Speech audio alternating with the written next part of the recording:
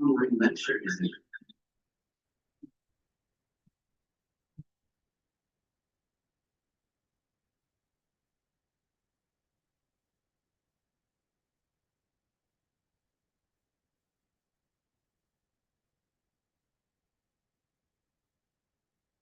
becoming NMR.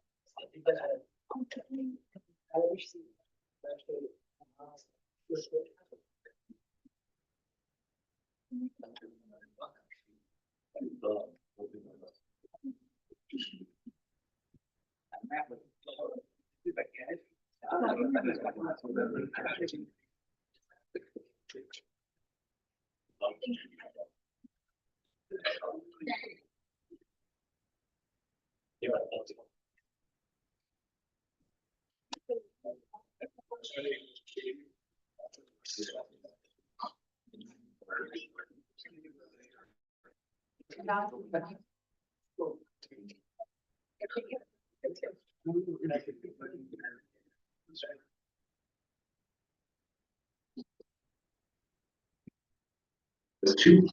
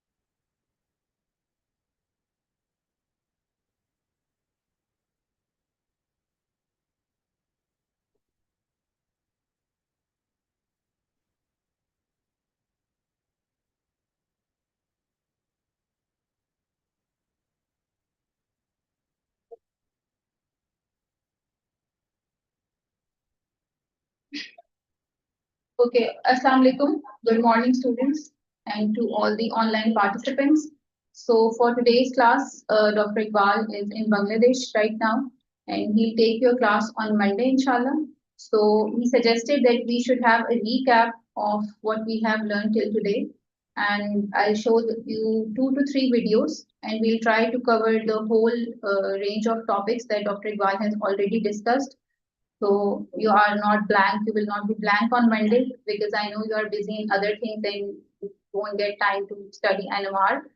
And it's a difficult technique that you need to study every day, or otherwise you will forget all the things. So we'll start with the video and you can ask questions. Please try to listen carefully, and we will also share these videos with you. And to the online participants, if there is any technical issue, you can inform us. So I'm starting with video number 1, which is introduction. Nucleus of a hydrogen atom is a proton and has a property called spin. So you could think about, just as a visual aid, you could think about this proton spinning this way. A spinning proton, right, is like a rotating sphere of charge, and any moving charge creates a magnetic field. Therefore, you can say a proton is a tiny magnet, so like a bar magnet or a compass needle. So over here on the right, let's look at a compass needle, right, which has 2 poles. So we have the North Pole, which I'll color in red here, and the South Pole.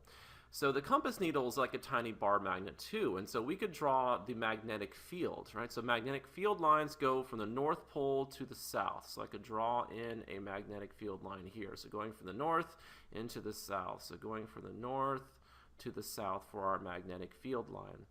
All right, we could also think about the magnetic dipole moment of the compass needle, right? The magnetic dipole moment is also called the magnetic moment, and it's a vector that points in the direction of the dipole's magnetic field, right? So we have 2 poles, North Pole and a South Pole, and the magnetic moment is going to point in this direction.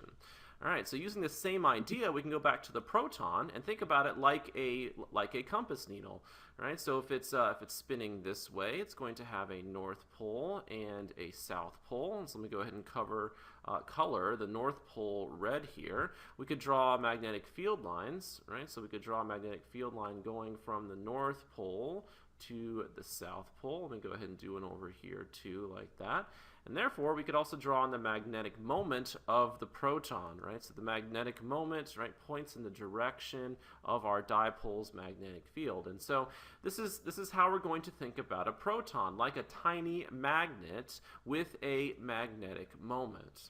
All right, let's go back to the idea of the compass needle, because we know that a compass needle, right, if you put into the Earth's magnetic field, the compass needle is going to point north, and so that's what I have down here, right? So the magnetic moment, right, the compass needle is pointing north like that.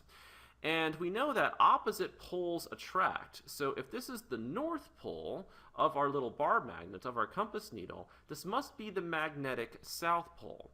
And so I'm sure some of you are like, well, that's the geographic North Pole, and it is the geographic North Pole. But if you're talking about magnets, it's actually the magnetic South Pole, because opposite poles attract. So if this is the South Pole down here, this must be the magnetic North Pole of the Earth. All right, so this is just what happens when you put a compass needle into the magnetic field of the Earth. And so if you wanted to make the compass needle point in the opposite direction, right, so here I have the compass needle pointed in this direction, you would have to put energy in, right? So here's my finger, and so I had to rotate the compass needle. I had to put energy in order to get the compass needle to point in this direction. And hopefully you can see this tiny little mark right here on the table that I left in, so you can see that I'm actually moving the compass needle with my finger, and so it took energy. And so this, right, so having the compass needle point in this direction is higher in energy than this one. And so if I let go, right, if I just let go with my finger, the compass needle would automatically swing back and point in this direction again. So this is the lower energy state, and this is the higher energy state, because I had to put energy in to make the compass needle point down. And so that's how we're going to think about our proton. Right, so we could have a proton, and if we have an external magnetic field, let me go ahead and identify that. So this right here, I'm saying, is an external magnetic field that we're applying. So I'm going to call this B naught. And if you put the proton in this external applied magnetic field, there's a quantized interaction between the magnetic moment of the proton and this external magnetic field. And the magnetic moment of the proton either aligns with the external magnetic field or it aligns against the external magnetic field. So let me go ahead and draw that in. All right, so here it would be our magnetic moment aligning with the external magnetic field, and then here would be the magnetic moment aligning against the external magnetic field. We could think about that relating to the spin of the proton, right? Because I said if it's spinning this way, right, this is the north pole and this is the south pole. So I could color in my north pole here red, and the magnetic moment was in this direction. And so for the other one, if the magnetic moment is now aligned against the applied magnetic field, the proton must be spinning in the opposite direction. So we could imagine, right, even though this isn't exactly what's happening, we could imagine the proton spinning this way, making this the north pole and this the south pole, right? So that's why this compass needle analogy helps so much, because there's an energy difference between these two spin states. So when the magnetic moment is aligned with the magnetic field, this is the alpha spin state, and when the magnetic moment is aligned against the applied magnetic field, this is the beta spin state. And there's a difference in energy between these two spin states, just like there's a difference in energy between these states of the compass needle, right? So this one was higher in energy than this one, and it's the exact same idea, or you could think about it as being the same for our proton, right? So we have a difference in energy. So this spin state is higher in energy than this spin state. All right, let's go back to the analogy of the compass needle. If we were somehow able to increase the magnetic field of the Earth, it would take me more energy in order to make the compass point down, right? So I would have to put more energy in order to change the direction of the compass needle. Same idea with the proton. If you increase the applied magnetic field, so I'm now going to draw a bigger magnetic field, right? So here's a bigger magnetic field, so a bigger B naught. So I've increased B naught. Right, I'm going to increase the energy difference between the two spin states. So I can draw a greater difference in energy between the alpha and the beta spin state. So now this difference in energy, let me just go ahead and draw it in here. So this difference in energy is greater than this difference in energy because we've applied a stronger magnetic field. And again, the compass analogy helps us understand that.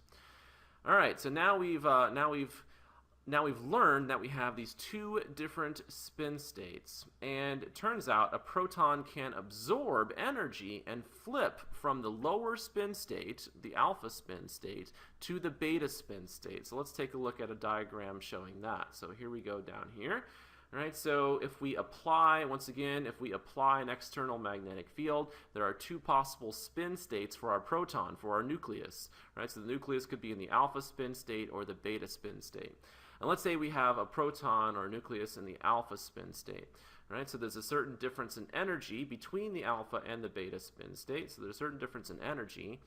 And the proton can absorb energy and flip to the higher energy spin state. Right? So if we apply the right amount of energy, this proton can flip from the alpha spin state to the beta spin state. So let's draw that in here. This is alpha and this is beta. And when that happens, the nucleus is said to be in resonance with your applied magnetic field, and hence the terms nuclear magnetic resonance. And so this energy difference between your two spin states corresponds to a frequency, because E is equal to h nu, where E is energy, right, and nu is the frequency. And this frequency falls in the radio wave region of the electromagnetic spectrum. And so now we know enough to think about how an NMR works. And I should point out that I'm really only going to talk about FT NMR. Right? Let me go ahead and rewrite that. So I'm only going to talk about FT NMR in this set of videos here in this tutorial. And in FT NMR, you take a sample of your compound and you put it in an external magnetic field. And the nuclei can either be in the alpha spin state or the beta spin state. There's a slight excess of nuclei in the alpha spin state. And so you hit the sample with a short pulse that contains a different range of frequencies. And those excess nuclei can absorb the energy and flip from the alpha spin state to the beta spin state. When the nuclei fall back down from the beta spin state back down to the alpha spin state, so just like if I took my finger off the compass needle flips back to the lower energy state. The NMR machine can detect the energy that's given off, and it gives us a signal on an NMR spectrum. And so down here I'm showing you just a very simple NMR spectrum, and we get a signal, right? So let me go ahead and draw that signal in here. So a signal looks like this, so like a peak right here. And this peak occurs at a certain frequency, right? So if you drop down to here, this represents a certain frequency. Over here, this is the intensity, so the number of absorptions. So so how high, or I'll talk about this in more detail later, your peak is here on your NMR spectrum. And so it's possible to get different signals at different frequencies. Let me go ahead and draw in another signal right down here like that. And so this signal is at this frequency, and this signal is at this frequency. And if you have different frequencies, right, you have different differences in energy here. And this is what helps us understand the structure of molecules. And so I will get more into this in the next video, right? How you can have different frequencies which correspond to different energy.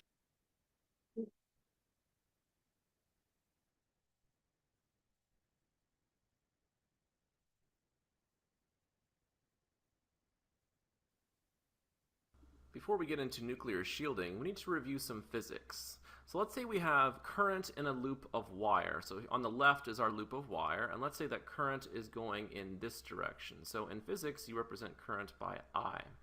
And let's say we're looking down on this loop of wire, and so over here this would be the top view. And if we're looking down, current would be going in a clockwise fashion, so around this loop. In physics, current is thought of as being moving positive charges. So even though that's not really what's happening, but the moving charges, a moving charge creates a magnetic field, and so the current's going to create a magnetic field. We can figure out the direction of the magnetic field by using a variation of the right-hand rule. So if we think about our right hand being right here on our loop, we point our thumb in the direction of the current. So the current's going to the left at this point, so we point our thumb to the left, and this is going to be the back of my right hand here. So if you're using your right hand, there's only one direction for your fingers to curl. And in this loop, your fingers would curl down. So in this loop, your fingers curl down, and that's the direction of the magnetic field created by the current. And so from a top view, the magnetic field is going into the page. And if you're looking at it from this orientation, the magnetic field would be going down. So a magnetic field, represented by B here, is created by current in our loop of wire. In reality, it's the electrons that are moving, and since the electrons are negatively charged, the electrons move in an opposite direction from the current. So the electrons are actually going around this way. So if you look at a top view, the electrons will be going around counterclockwise. And so this is important, the idea of moving electrons creating a magnetic field. Now let's look at a situation where we have a proton involved, so proton NMR. In the last video, I talked about how in proton NMR you apply an external magnetic field. So this vector here represents our external magnetic field B0. And in the presence of an external magnetic field, electron density around our proton circulates. So if you think about this as being a proton, and you think about some electron density going around the proton, so here's some electron density that's circulating. The electron density that's circulating creates an induced magnetic field, right? So if the electrons are moving this way, you could think about this situation here, and the induced magnetic field would go down. So the induced magnetic field opposes the applied magnetic field. So here's the induced magnetic field. Let me use a different color here for that. So this is the induced magnetic field, which is in a direction, this vector is in a direction opposite to this magnetic field. Right? This is an effect called diamagnetism. And so the proton right here experiences a smaller overall magnetic field. So let's think about that. So if we have an applied magnetic field of a certain magnitude, so B0, and the circulating electron density produces an induced magnetic field that opposes the applied field, the proton is going to feel an overall smaller magnetic field. So let me go ahead and draw that in here. So the proton experiences a smaller magnetic field, which I will call B effective. So the effective magnetic field that the proton experiences. Or you can think about it like this, right? If you start the effective magnetic field experienced by the proton to be equal to the original magnetic field, the applied magnetic field, minus the induced magnetic field. And so this proton, this nucleus, is shielded from the external magnetic field by electrons, right? So this proton here is said to be shielded. And if you increase the electron density around a proton, you would therefore increase the shielding of that proton. So shielding has the effect of lowering the effective magnetic field experienced by the proton. So let's think about two examples now. So first, let's start with just a bare proton. So over here we have just a proton all by itself. It's completely de-shielded. There are no electrons around it. Let me go ahead and write that. So we have a completely de-shielded proton here because there are no electrons. Therefore, this de-shielded proton is going to experience the full effect of the applied magnetic field. Right? So, and we know from the previous video that the applied magnetic field, the external magnetic field, right, causes your alpha and your beta spin states to be separated by a certain distance here. So here's the alpha spin state and here's the beta spin state. And this would be a certain energy difference between our two spin states. So this is an energy difference right here. Now let's move to the example on the right. So the example on the right, this proton here is a proton in a molecule. It's shielded. There's electron density around this proton. Right? So this is a shielded proton. Let me go ahead and write that. Shielded proton. And we've just talked about what that means. A shielded proton, right, has circulating electron density that creates a magnetic field that opposes the applied magnetic field. And so the proton feels a smaller effective magnetic field. So we decrease the magnetic field experienced by this proton. In the previous video, I talked about what happens when you have a decreased magnetic field. The magnetic field strength corresponds to the energy difference between the alpha and the beta states. And so if we're decreasing the magnetic field compared to the example on the left, we're going to decrease the energy. So decreasing the magnetic field decreases the energy difference between the alpha and the beta states. So I can go ahead and write that. I can show the alpha and the beta states here. And I can show a smaller gap between them, right? So there's a decrease in energy. And we know that that energy difference, right, E is equal to h nu. So if we decrease the energy, we're going to decrease the frequency, right? So the energy and the frequency are directly proportional. So if you decrease the energy difference, you decrease the frequency. And so therefore, a shielded proton absorbs at a lower frequency than a de-shielded proton. So a de-shielded proton, the energy difference would correspond to a higher frequency because there's a larger difference in energy. And so that's what we need to think about when we're looking at an NMR spectrum. And so I just went ahead and drew a just generic NMR. This isn't a real NMR. We're just trying to think about this example of these two protons here. So we have one spectrum up here. So this would be let me go ahead and mark this. So this is the de-shielded spectrum, and then this one down here represents the shielded spectrum. Again, not a real NMR spectrum, just helping to think about what's happening here. And for the example on the left, for the de-shielded protons, let's think about this really fast. Right? So as you go to the left on an NMR spectrum, you get more and more de-shielded. And if you're more and more de-shielded, you experience a greater magnetic field. Right? So greater magnetic field. A greater magnetic field corresponds to a greater difference in energy. And a greater difference in energy corresponds to a higher frequency absorbed. So a higher frequency absorbed here.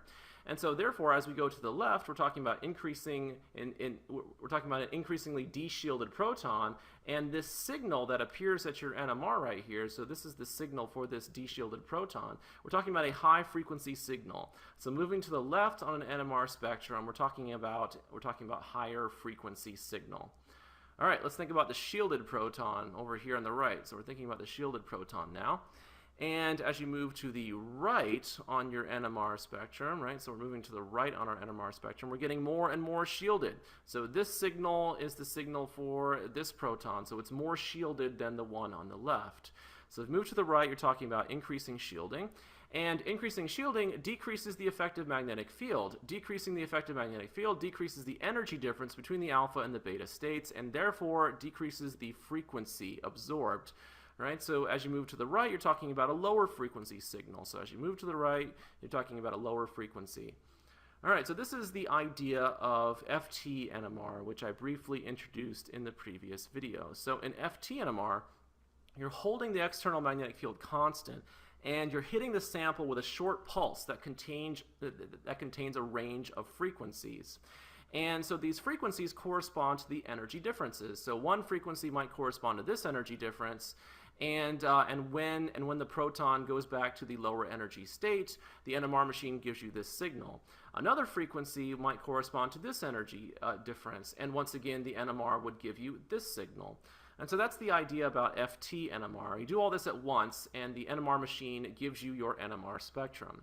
For older NMRs, you would hold the frequency constant and vary the strength of the magnetic field. And for older NMRs, it turns out that as you go to the right, you needed a higher magnetic field strength, and so we called this upfield. So this would be a shift upfield, if you will. And as you go to the left on an NMR spectrum, you needed a lower magnetic field strength, and so this is called downfield. So upfield and downfield are two terms that you might hear, and they're older terminology that relate to an older kind of NMR, but you'll still hear them, and I'm sure I will use those terms sometime as well. So in this video, we've... Okay, so any question till here? Can anyone tell me what is B naught and what is B effective? What is the difference between B naught and B effective? B naught is applied from the machine. Yeah. Being B effective. about how the atoms, how this can be put with the shielding and the shield. You want to say something? Out of the context of environments, because we have different atoms and different environment. So every environment is absorbed the frequency is different. Right. And do you understand the idea of shielding and de-shielding? Can anyone explain me? Not you. Okay. Voice is not clear. Voice of what? Video. Voice of video? Okay, can anyone explain the difference between shielding and de-shielding? Shielding and leaving atoms as electrons affect on our middle atom, like hydrogen, and de-shielding when it's simple and can't affect anything.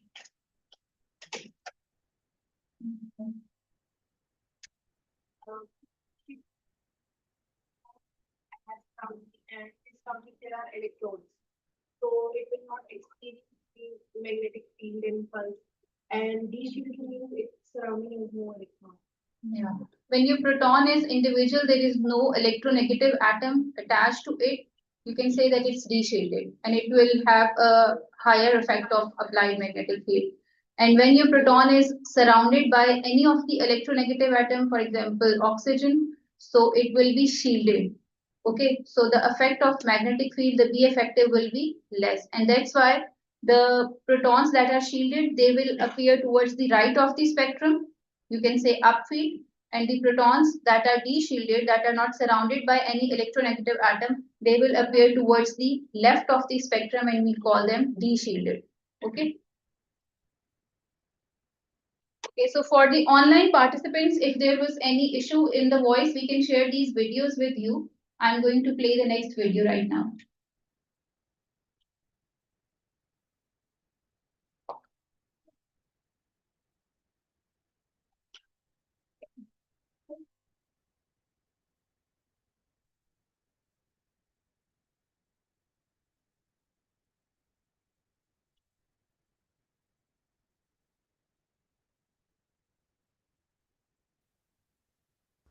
In the previous video, we looked at the protons.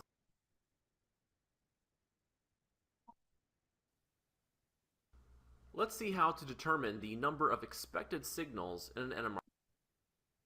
Okay, so now from these videos, we are moving towards the interpretation of the signals, right? Till now, we have understood how NMR signal appears, okay, and how it is converted. And now we will see that what kind of proton will appear in what kind of multiplicity, and all about the basic information about the interpretation. because we also have to learn the interpretation of different molecules. And for that, you need to have an idea what interpretation is. Okay. And then we'll start with the real examples.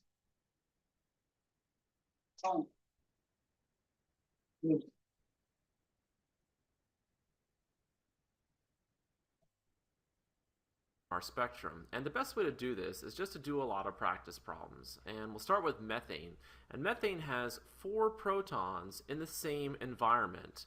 Therefore, we say those 4 protons are chemically equivalent, and we would expect to see only one signal on our NMR spectrum. So for methane, we would expect to see one signal because all 4 protons are chemically equivalent.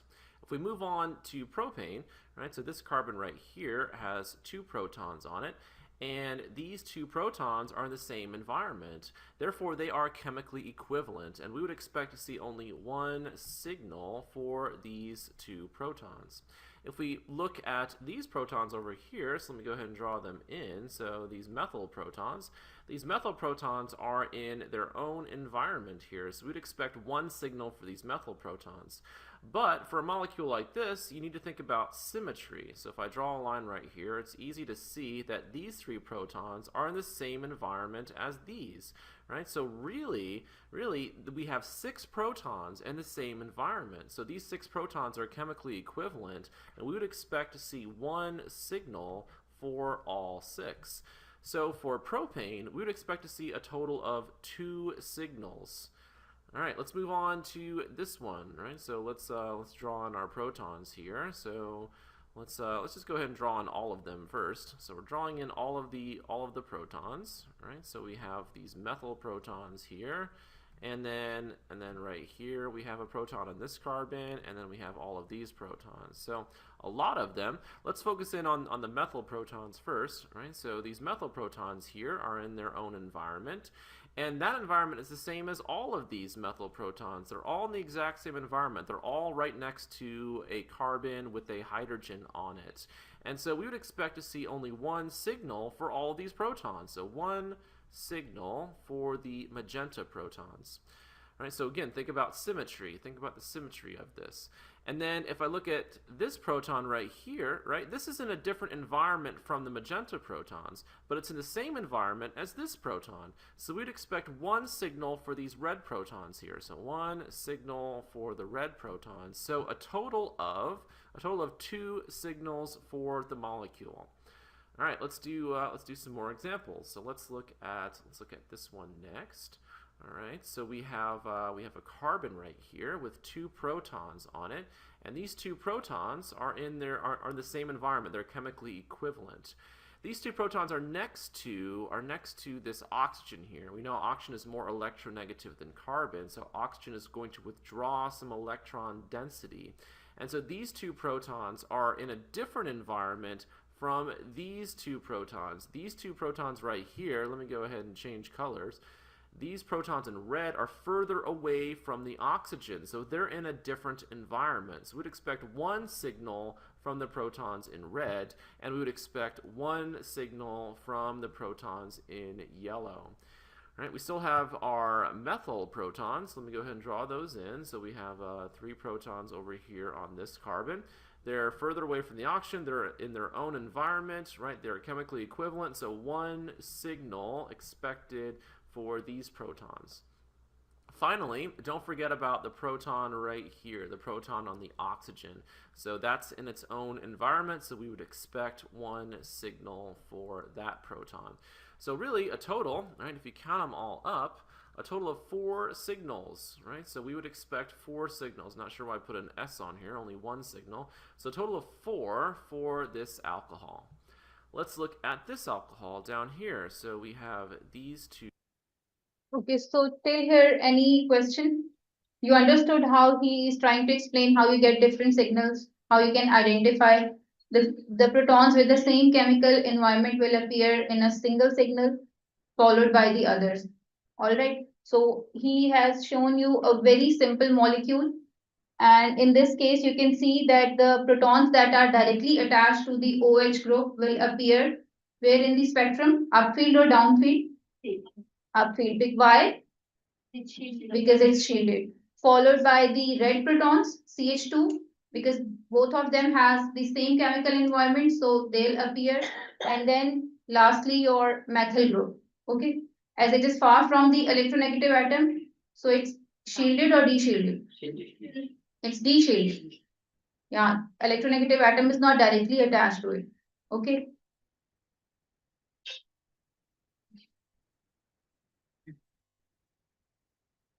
Two protons, right? And these protons over here, and these protons over here. So let's think about that. So symmetry helps for an example like this. These two protons, right, are in the same environment. They're between two CH2s, and so we'd expect one signal for these protons. So they're chemically equivalent. Let's look at these protons next. So these right here, right, are next to a CH2. They're also next to an OH. That's the exact same environment as these protons, right? They're next to a CH2 and next to an OH. So if you think about symmetry right here, we'd expect. Okay. So I would like you to think and tell me how many signals will you get for this molecule, which has a symmetry? 3. Okay, why 3? Those who are saying 3, can you explain? Symmetry. So this direction is side and surface. So we have individual one, and it's here to match up with the one, and the proton is. Okay, first can you tell me that for these two magenta protons, will you get one signal or two signals? One signals. Okay, and then you are left with these protons which are up in the upward direction, and these both are CH2, and these both have same chemical environment because both are directly attached to hydroxyl group. So will you get one signal for these two or two signals? One signal. One signal. So there are overall 2 signals for this proton, not 3. Those who are saying 3, can you explain where will be the third signal? Yeah.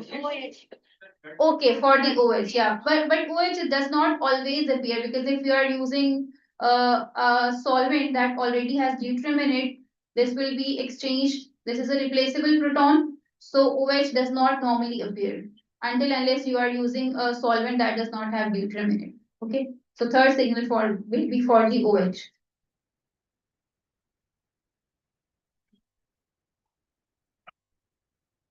Only one signal for these 4 protons. And then finally, we still have the proton on the oxygen. And once again, symmetry helps us think about the fact that this proton is in the same environment as this proton. So we would expect one signal there. So we would a total of 3 expected signals for this molecule. All right, let's move on to this compound over here on the right. And we can see that there's a chiral center right here on this carbon. And there therefore must be a hydrogen, a proton on that carbon. So let's go ahead and draw in all of our protons, and then let's analyze them here. So we have 3 protons on this carbon. On this carbon right here, we have 2 protons. Right? I'm drawing them in with a wedge and a dash because we're going to need to think about those 2 protons. And then over here, right, we have 3 like that. All right, so let's think about how many different signals we're going to get. All right, so in the past, let me go back and use a different color here. When we talked about a CH2 group, right, and we didn't have any chiral centers, like these 2 protons right here, we didn't have any chiral centers in this molecule. These 2 protons are generally equivalent. Right? But if I think about over here, I have a chiral center at this carbon, and that's going to affect these 2 protons. These 2 protons are no longer chemically equivalent, right? Because a chiral center is present. So in general, if a chiral center is present, the 2 protons on a methylene group, on a CH2 group, are generally not equivalent. So we would expect 2 different signals. So this one might give us 1 signal. I'll put that in magenta, so 1 signal here. And this one, we would expect a different signal. They're in slightly different environments because of this chiral center that is present. All right, so let's keep on going, and let's figure out how many more signals we would expect. So over here, right, we have these 3 protons are chemically equivalent, and they're in their own unique environment. So we would expect 1 signal for those 3 protons. All right, and those are in a different environment from these over here. So you would expect one signal for these. So for a methyl group, so methyl protons are always in the same environment, so they're chemically equivalent. So you don't have to worry about them. All right, and then let's see, what else do we have here? We have the proton on the oxygen, so we would expect one signal for that. And then finally, we're going to have, let's see, what color should I choose here? Let's go with orange. We still have a proton right here in its own unique environment, so we'd expect one signal for that proton. So how many total signals do we expect? So let's count them up. So 1, 2, 3, 4, 5, and 6. So a total of 6 expected signals for this alcohol. All right, let's move on. Okay, so why they make the green proton have the same thing as the. For the methyl group? Yeah, because there is a chiral center in between. So whenever you will have a chiral center, both of them will have a different chemical environment. Not one signal. Yeah, they are not one signal. But they are one signal. All About the green one. The green one. the green one, na, the signal on the left. The same of the pink one. Up to the 3 signal and the 3 protons here in the green. Yeah, And also, they will appear as one. yeah, not no. I mean, they should be have 3 signals. No, why they should have 3 signals? Why he make it this, you know, the. I want to see some. Yeah, say. For the second, the CH2, Yeah, we make it to 2 signals. because that is directly attached to the chiral center. Okay, so it's not also a chiral center to be like this. I think Which this one? is the second one, CH2. Yeah. CH2 is not a chiral center. It's not a chiral center, it is attached to a chiral center. The one, Okay, it's attached to Yeah. chiral center, but not the chiral center, because if it's also chiral center, so we can say that this proton is in the same level or in direct position. So we can. so you are saying that CH2 will appear in the as one signal? Yes. No. Okay, if it is not. You will see it in next examples, but no, this What is about not. the CH3 here, the green. Why it is the same situation about the CH2 here? Is it also connected? Because there you go from the other side. Because CH3 has same chemical environment, all the 3, you can see how he has drawn the CH2 protons up the plane and down the I plane. think this proves that there's no this incorrect because this is not a chiral center. Okay, Dr. Hina, can you explain the effect of chiral center? Because I don't think so it's wrong, yeah. If we state, I mean, bottom from. I just raised the question.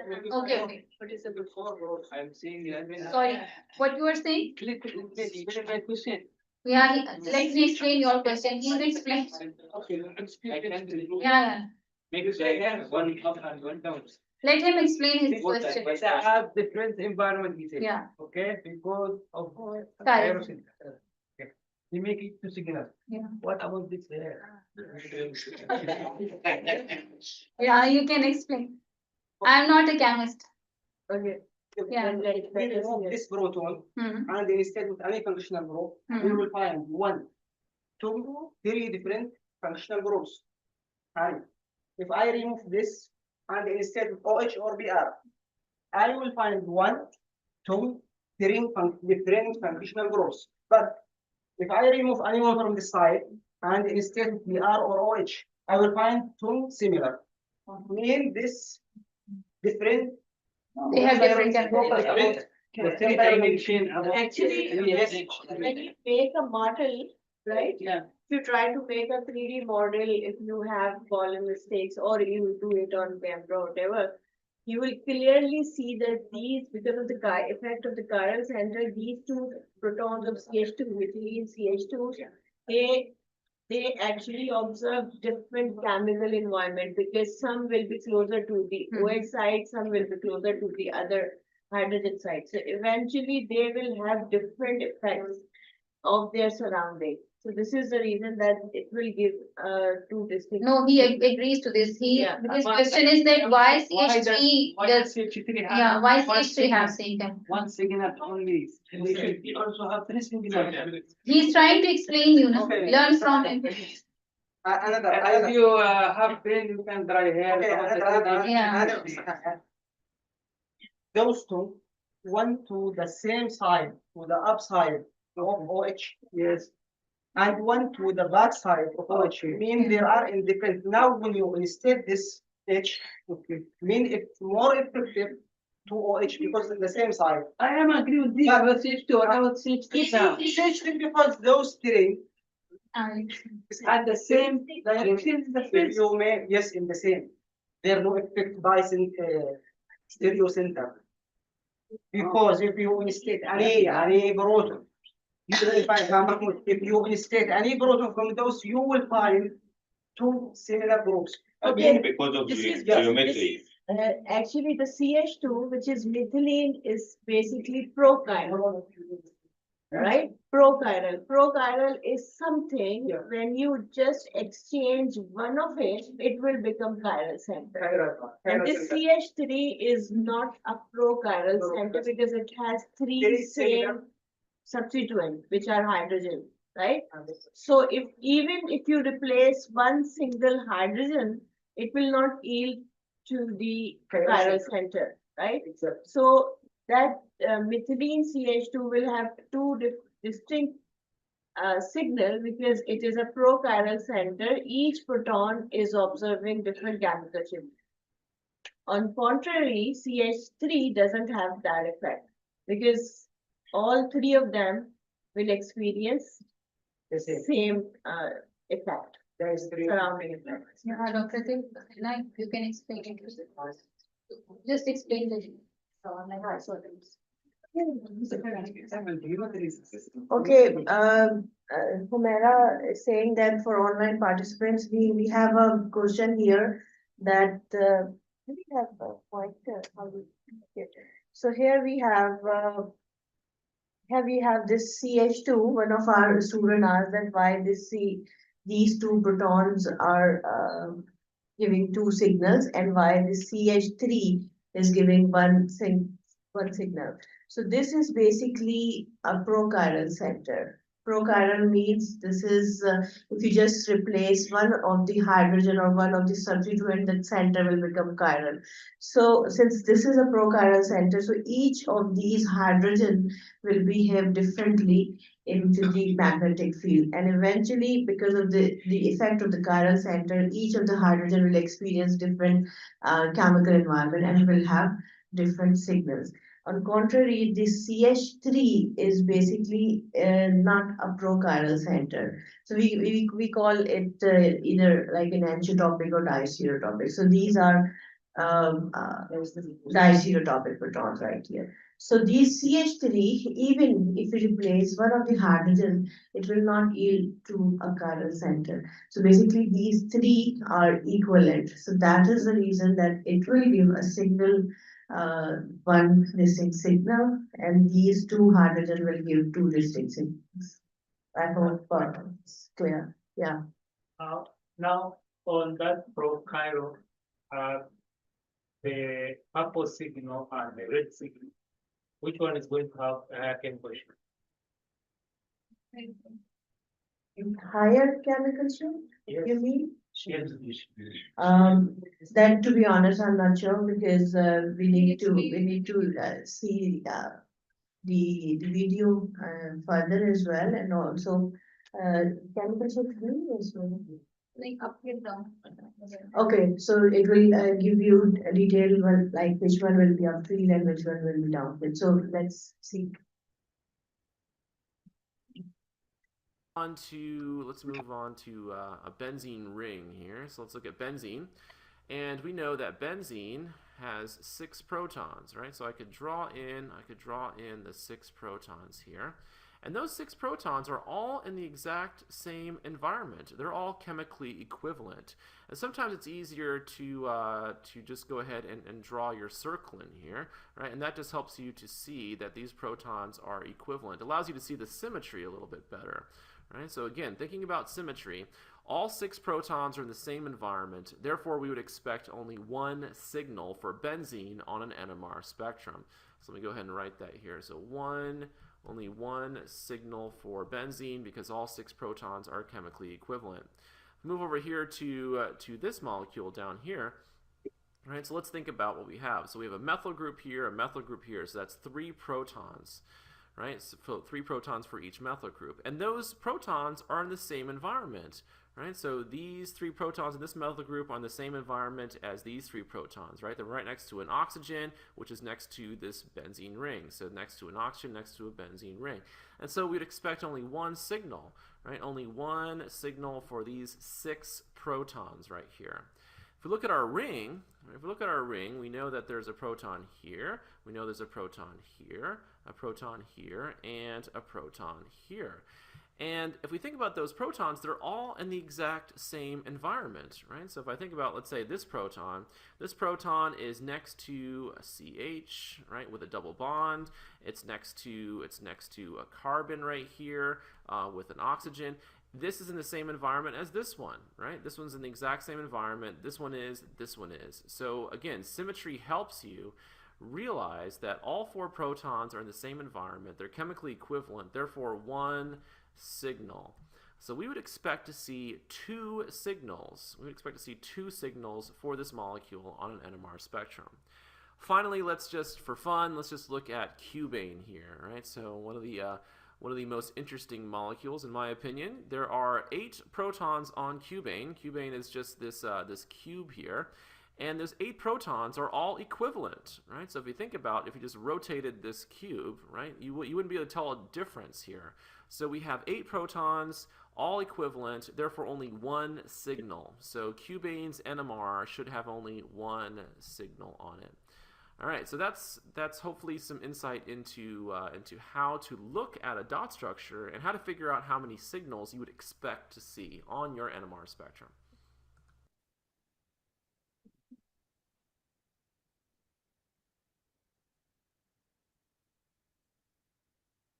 Okay, so these were the videos for today, and from Monday, Dr. Iqbal will take your class.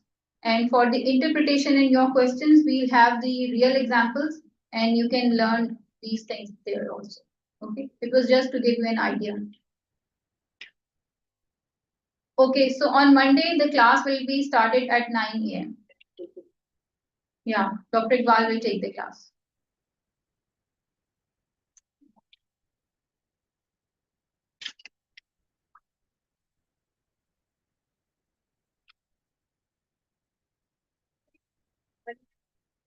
After class, of course, online will be there, but Professor Iqbal will be here. So he will take 1 hour class. Yeah, 1 hour class Till 10. at 9 a.m. Right? So make sure you all are here. Excuse me, can I copy of this? Yeah, copy of